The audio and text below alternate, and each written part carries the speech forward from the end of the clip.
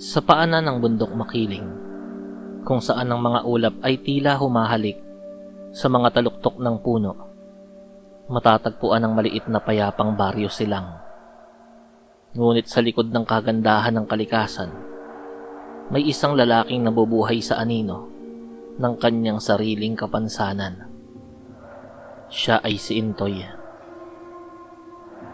Mula pagkabata, ang mga binti ni Intoy ay tila mga tuyong sanga na, walang lakas at walang buhay. Habang ang ibang mga binata ay nag-aararo sa bukid o umaakyat sa bundok upang manguha ng panggatong, si Intoy ay nakaupo lamang sa isang lumang gulong ng kanyang kariton na ginawa niyang pansamantalang upuan. Ang tanging libangan niya ay ang gumuhit sa lupa gamit ang isang patpat at makinig sa bulong ng hangin. Sa kabila ng kanyang kalagayan, si Intoy ay may busilak na puso. Siya ang tanging nag-aalaga sa kanyang matandang ina na si Aling Rosa. "Huwag kang mag-alala, Nay," madalas niyang sabihin. "Kahit ganito ako, hindi tayo pababayaan ng kalikasan." Isang gabi, habang ang buwan ay tila dumanak ng dugo dahil sa matinding pagkapula nito, isang kakaibang liwanag ang namataan ni Intoy sa likod ng kanilang bahay. Sa gitna ng kanilang munting sagingan, ang mga puno ng saging ay tila sumasayaw kahit walang hangin. Dahil sa kuryosidad, iginapang ni Intoy ang kanyang katawan patungo sa pinagmumulan ng liwanag. Doon, nakita niya ang isang dambuhalang puso ng saging na kulay lila at kumikinang na parang ginto. Ayon sa matatanda, ang pusong yon ay bumubukas lamang tuwing takip silim at kung may isang diwata ang labis na nakararamdam ng matinding kasiyahan o kalungkutan. Sa gitna ng katahimikan, isang patak ng kumikinang na hamog mula sa dulo ng puso ang nalaglag sa pisngi ni Intoy. Hindi yun basta tubig. Iyon ay tila tunay na kristal na sa isang iglap parang nagkaroon ng sariling isip. Gumapang yun patungo sa bibig ni Intoy at pumasok sa loob ng kanyang lalamunan, at naramdaman niya ang nakakakiliting kuryente sa kanyang puso. Isang matinding init ang bumalot sa kanyang buong pagkatao. Ang mga tuyot na binti ni Intoy ay nagsimulang manginig. Ang mga kalamnan na dati ay payat at mahina ay biglang lumaki at tumigas na parang nara. Narinig niya ang lagutok ng kanyang mga buto na tila inaayos ng mga hindi nakikitang kamay. Dahan-dahan, tumayo si Intoy. Sa unang pagkakataon, sa loob ng 20 taon, naramdaman niya ang timbang ng kanyang katawan sa kanyang sariling mga paa. Ngunit hindi lang yun ang nagbago. Lumakas ang kanyang pandama. Naririnig niya na ang pagaspas ng pakpak ng gamo-gamo sa kanyang paligid. Lumakas ang kanyang katawan. Ang isang suntok niya ay lumilikha ng tunog na parang kulog. At tila nagkaroon siya ng hindi maipaliwanag na koneksyon sa kalikasan. Nararamdaman niya na ang pintig ng puso ng bawat puno sa kagubatan. Si Intoy ay hindi na ang lumpong kinukutya ng karamihan. Siya ay naging isa ng ganap na anak ng kalikasan.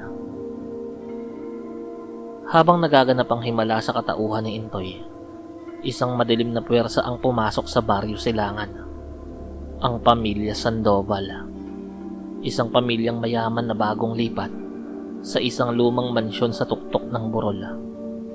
Ngunit ang kanilang yaman ay balat kayo lamang. Sila ay isang lahi ng mga aswang. Ang puno ng pamilya na si Don Tiberio ay isang mandurugo. Ang kanyang asawa na si Doña Faustina ay isang bangkilan at ang kanilang 3 anak ay mga gutom na aswang na uhaw sa dugo ng mga taga-baryo. Nagsimulang mawala ang mga alagang hayop hanggang sa ang mga bata na sa baryo ang unti-unting nababawasan. Ang takot ay bumalot sa baryo.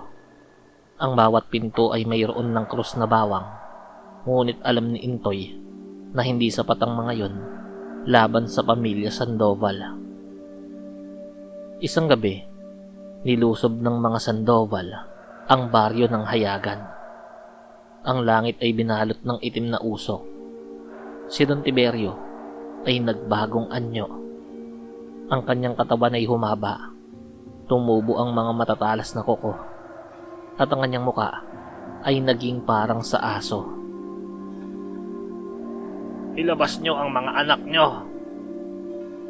Dagundong ni Tiberio, natakam na sa murang karne na nagmumula sa mga bata. Bago pa man makasagot ang mga taga-baryo, isang anino ang mabilis na bumagsak mula sa taas ng puno ng nyog. Iyon ay si Intoy. "Hanggang dito na lamang ang inyong kasamaan." Malumanay, ngunit matigas na wika niya. Nagtawanan ng mga aswang. "Ang lumpong si Intoy! Anong gagawin niyan? Gagapang ka ba sa takot?" Tawa ni Doña Faustina habang nagpapakita ng mga nagtatalasang pangil. Nagsimula ang isang engkwentro na hindi makakalimutan ng kasaysayan. Gamit ang kanyang matalas na pandama, naiwasan ni Intoy ang bawat pag-atake ng Donya. Kinuha ni Intoy ang isang tuyong sanga na dahil sa kapangyarihan ng mutya ay naging parang isang matalim na espada. Sa isang mabilis na kumpas, nahiwa niya ang itim na balat ng Donya. Ang mga anak ng aswang ay sabay-sabay na sumugod. Ngunit si Intoy ay tila hangin. Lumulundag siya sa mga bubong ng bahay nang walang kahirap-hirap. Gamit ang kanyang lakas, hinawakan niya ang 2 aswang sa leeg at ibinalibag sa malaking puno ng balete. Sa isang iglap, ang kalikasan mismo, ang mga baging ng puno, ang gumapos at sumakal sa mga ito. Si Tiberio na puno ng pamilyang aswang ay lumaki palalo. Naging kasing laki ng isang kalabaw. Ang kanyang mga kuko ay tila mga itim na karit. Nagbanggaan ang 2 sa gitna ng palayan. Ang bawat suntok ni Intoy ay may kasamang liwanag, habang ang bawat kagat ni Tiberio ay naglalabas ng lason. "Hindi mo kami matatalo, Intoy. Kami ay malalakas," sigaw ni Tiberio. "Walang mas lalakas sa pusong nagmamahal sa kanyang bayan at sa kalikasang nagbigay ng buhay," sagot naman ni Intoy. Itinutok ni Intoy ang kanyang palad sa langit. Ang mutya sa loob ng kanyang puso ay nagliwanag ng husto. Ang lahat ng mga puno ng saging sa baryo ay tila nagbigay ng kanilang enerhiya. Isang malaking bolang apoy na kulay lila ang nabuo sa kamay nito. "Ito ang alab ng kalikasan," sigaw niya. Tumama ang enerhiya sa dibdib ni Don Tiberio. Ang mansyon ng mga Sandoval ay nayanig at gumuho. Ang pamilya ng mga aswang ay tuluyang naging alabok at tinangay ng hanging amihan. Nang sumikat ang araw, ang Baryo Silangan ay muling naging tahimik. Ngunit hindi na ito ang dating baryo. Ang mga pananim ay mas naging masagana. Ang tubig sa ilog ay mas naging malinaw at ang mga taga-baryo ay napuno ng pag-asa. Si Intoy ay nanatiling malakas at nakakalakad. Hindi na siya ang lumpong kinakaawaan. Siya na ang kinikilalang dato ng kalikasan.